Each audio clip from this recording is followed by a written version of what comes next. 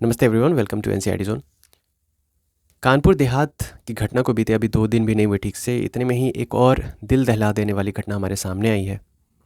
मामला बिल्कुल वैसा ही है जैसा श्रद्धा आफ्ताब मर्डर केस में देखने को हमें मिला था कि किस प्रकार से अपनी प्रेमिका का कत्ल करने के बाद, और वहाँ पे भी दोनों लिव इन रिलेशनशिप में रह रहे थे, और फ्रिज में उसको जमा करके कई बारी में कई टुकड़ों में उसको अलग अलग जगहों पे दफनाया था उसने। सेम ऐसा ही सेम मामला आया, यहाँ पे भी मर्डर करके फ्रिज में डाल दिया गया शव को, और उसको भी दफनाने की साजिश थी, दफनाते बाद में, लेकिन उससे पहले ही यहाँ पे पकड़े गए। और सबसे इंटरेस्टिंग बात यह है कि जिस दिन इसने मर्डर किया उसी दिन इसने अपनी दूसरी शादी भी कर ली।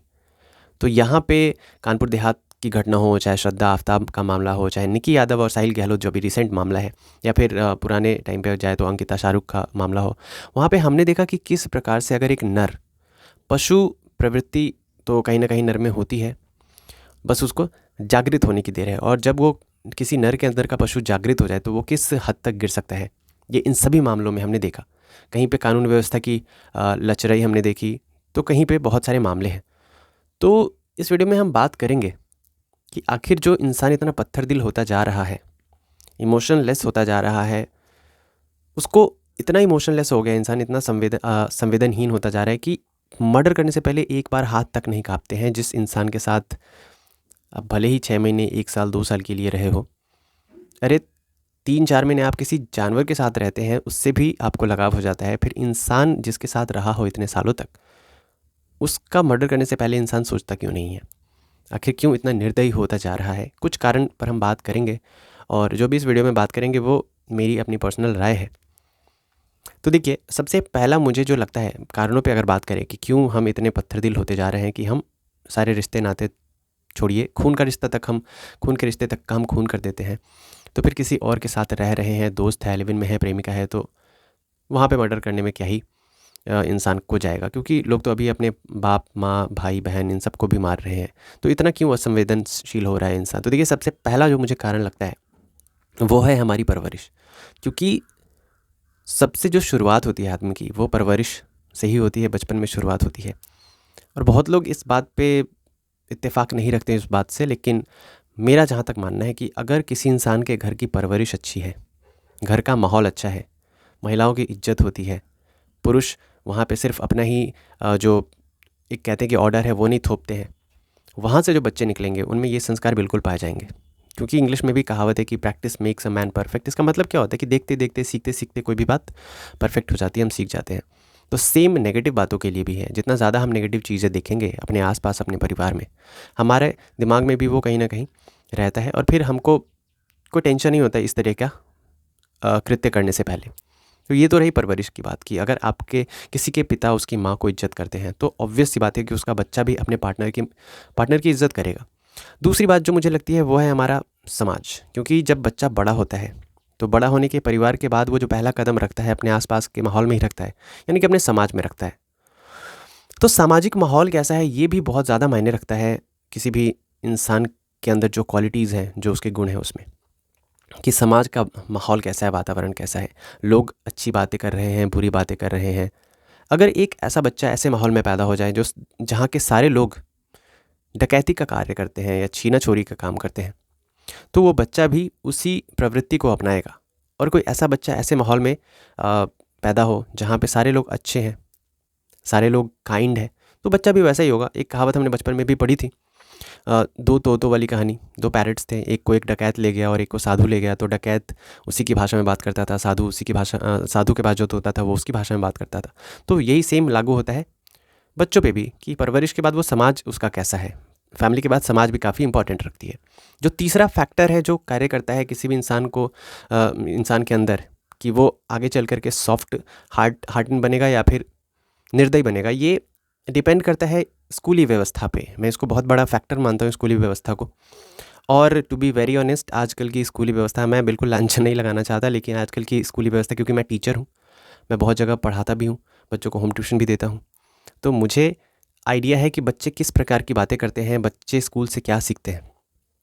और as a teacher, as a parent, आप बहुत बहुत टाइम पे उन बातों को इग्नोर कर देते हो। आपको लगता है कि ठीक है, बच्चा टीन एज में है तो इस प्रकार की बातें करना नॉर्मल है। लेकिन अभी नॉर्मल से कुछ कुछ ज़्यादा ही वो बढ़ चढ़ के बातें करते हैं, जो बातें आपको मालूम नहीं होंगी अभी तक, वैसी बातें उनको पता होती है। तो स्कूली व्यवस्था बहुत हद तक अफ़ेक्ट करती है बच्चों के सोच को, बच्चों के थॉट प्रोसेस को। ख़ास करके अभी जो स्कूल में या फिर हम एजुकेशन लाइन में बात करें, तो एजुकेशन लाइन को एज़ अ बिज़नेस की तरह यूज़ किया जाता है। जितनी बड़ी बिल्डिंग होगी, जितने विंग्स होंगे, senior wing, junior wing, boys wing, girls wing, अभी तो कोएड रहता है, कोएड जहाँ पे है वहाँ पे ज़्यादा बच्चे आते हैं, ऑब्वियस सी बात है।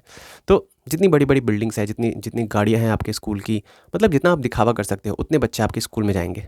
तो एक बात बताइए, जहाँ पे क्वांटिटी ज़्यादा होगी, वहाँ पे क्वालिटी के साथ आपको ऑब्वियस सी बात है कॉम्प्रोमाइज़ करना पड़ेगा। साथ ही साथ प्राइवेट कल्चर ऐसा हो गया है, लोगों के अंदर कमाने की इतनी ललक हो गई है कि ऐसे टीचर्स को हायर करते हैं जो क्वालिटी भले ही कम डिलीवर करे, बट उनको कम पैसा देना पड़े, जिससे बच्चों पे ध्यान नहीं दे पाते। कुछ बच्चों पे जो टीचर स्टूडेंट का रेशियो होना चाहिए वो भी गड़बड़ रहता है।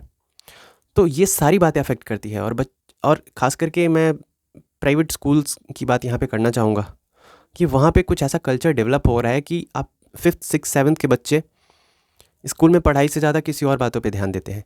उनको ये बात पता होती है कि वैलेंटाइन डे फरवरी में आने वाला है, एक महीने, 1.5 महीने, 2 महीने पहले से वो इसका इंतज़ार करते हैं कि वैलेंटाइन आने वाला है। तो बहुत ही स्कूली व्यवस्था को काफ़ी सुदृढ़ होना पड़ेगा। और मैं यहाँ पे कोट करना चाहूँगा हमारे गुरुकुल व्यवस्था की, कि उस टाइम पे जो थी वैसा अगर कुछ लौट आए तो काफ़ी बढ़िया रहेगा। मैं जो चौथा कारण बताना चाहूँगा कि किस प्रकार से हमारी प्रवृत्ति मतलब ऐसी बदल रही है, हम क्यों इस प्रकार से अमानवीय होते जा रहे हैं, वो है कानून व्यवस्था का बहुत बड़ा हाथ है इसमें।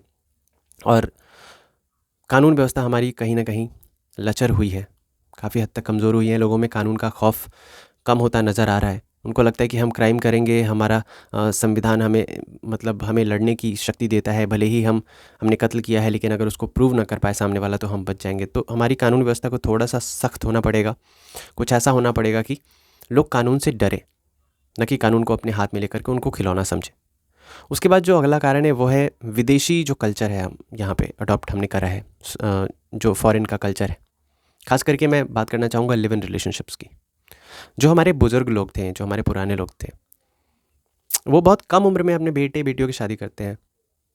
हम अभी अभी के जनरेशन के हैं, अगर इससे जस्ट पहले वाले जनरेशन की भी बात कर ले, हमारे माँ बाप की बात कर ले, तो उनकी शादी ऐसा नहीं हुआ होगा कि उनकी शादी 30 साल 35 साल में हुई होगी। उनकी शादी 20 साल, मैक्सिमम 22 साल 18 साल में हो गई थी। तो क्या वो बुज़ुर्ग लोग पागल थे जो इतनी जल्दी शादी करवा देते थे? कहते हैं कि एक्सपीरियंस आता है उम्र के साथ, तो वो लोग पागल नहीं थे। वो लोग कुछ सोच करके ही ऐसा करते थे कि अब बेटा बेटी जवान हो गए हैं, इनको शादी करवाते हैं, कुछ गड़बड़ ना हो जाए, कुछ गलत कदम ना उठा ले। और तब हमें ऐसे फैसलों पे हंसी आती है हमें शुरू में, लेकिन जब इस तरह की घटनाएं देखते हैं ना, तो हमें लगता है कि वो बिल्कुल सही करते थे, उनके फैसले हमको सही लगने लगते हैं। क्योंकि आजकल लिव इन रिलेशनशिप में आदमी क्यों आता है, मैं यहाँ पे जजमेंटल होने की कोशिश नहीं करूँगा। जो रियलिटी है वो आपको भी पता है, आप उसको सपोर्ट करें ना करें वो आपका ओपिनियन है। देखिए, काम वासना की पूर्ति के लिए ये रिवन कह रहा हूँ मैं, लिव इन रिलेशनशिप है, इसका चोला ओढ़ लेते हैं लोग। और ये बात बहुत लोगों को बुरी लग सकती है। देखिए, मैं ये नहीं कहता कि हर जगह इसी तरह का होता है, लेकिन 99% केसेस ऐसे ही होते हैं। 99% ऐसे केसेस होते हैं लिव इन रिलेशनशिप का जिनका कोई अंजाम नहीं है, जिनका कोई फ्यूचर नहीं है। जब तक दोनों एक की पूर्ति हो रही है, चाहे किसी भी इंटरेस्ट की पूर्ति हो, तब तक वो साथ में रहते हैं। उसके बाद या तो अलग हो जाते हैं, सही सलामत अलग हो जाते हैं, या फिर इसी तरीके का केस हमको देखने को मिलता है कि तो ये हो गया जो विदेशी कल्चर हमने अपनाया हुआ है, इसको छोड़ना पड़ेगा। मैं ये नहीं कह रहा कि 20 साल 22 साल में शादी कर लो, लेकिन अपनी इंद्रियों पे तो कंट्रोल होना चाहिए। इस बात पे कंट्रोल होना चाहिए कि चलो आपको शादी नहीं करना है, तो ऑब्वियस ही बात है आपकी लाइफ का कोई गोल होगा जिसकी वजह से आप शादी नहीं कर रहे हैं। लेकिन बिना गोल के बस मज़े के लिए लिव इन में रह रहे हैं, तो फिर इसका कोई मतलब नहीं है। अगर आपकी लाइफ में गोल है तो आपको लिव इन की ज़रूरत ही नहीं है, आप तो अपने गोल पे फोकस्ड रहोगे। अगला कारण मुझे लगता है कि जो हमारा लाइफस्टाइल अभी का है, चाहे हमारे खाने पीने का हो, रहने सहने का हो, साथ ही साथ जो दिखावा कल्चर अभी बढ़ा है, चीज़ों को दिखाने का, कि मेरे पास 2 गर्लफ्रेंड्स हैं, तो मेरे पास 3 गर्लफ्रेंड्स हैं, मेरे पास 2 बॉयफ्रेंड्स हैं। और आजकल के माहौल की मैं बात करूँ तो ये जो चीटिंग कल्चर हुआ ना, ये कुछ ज़्यादा ही पॉपुलर हो रहा है कि अगर आपने अपने पार्टनर पे चीट ऑन किया है तो आप कूल हैं, ऐसा लोग सोचने लगे हैं, आजकल की जनरेशन सोचने लगी है। बहुत बार तो ये भी रीज़न होता है इन सब चीज़ों का। तो ये लाइफस्टाइल बदलना होगा हमें, अपने खान पान पे ध्यान देना होगा कि हम किस प्रकार के भोजन कर रहे हैं, ज़्यादा तामसिक भोजन करने से भी ये सब इस तरीके की हिंसक प्रवृत्ति आती है। तो ऐसा ही नहीं बोला जाता है कि आप वेज अपनाइए या वीगन बन जाइए। अफेक्ट करती है हमारी पर्सनैलिटी को ये चीज़ें। और सबसे अंतिम कारण जो मैं बताना चाहूँगा वो है हमारी राजनीति। जब इस तरीके की कुछ घटनाएं होती हैं तो लोग अलग अलग एंगल लेके आते हैं, जाति का, धर्म का, अगड़े पिछड़े का, जिससे होता क्या है कि वो मामला किसी अंजाम तक वो मामला पहुंच नहीं पाता है, न्याय नहीं मिलता है। बस 10 दिन, 15 दिन, 1 महीना, 1.5 महीना हंगामा होता है और वो मामला दफन हो जाता है कागज़ों में। तो ये कुछ कारण थे जो मुझे लगता है कि हम इतने पत्थर दिल क्यों होते जा रहे हैं। आपकी जो भी राय है आप कमेंट बॉक्स में डाल सकते हैं, बिल्कुल खुला हुआ है। एनसीईआरटी ज़ोन देखने के लिए थैंक यू।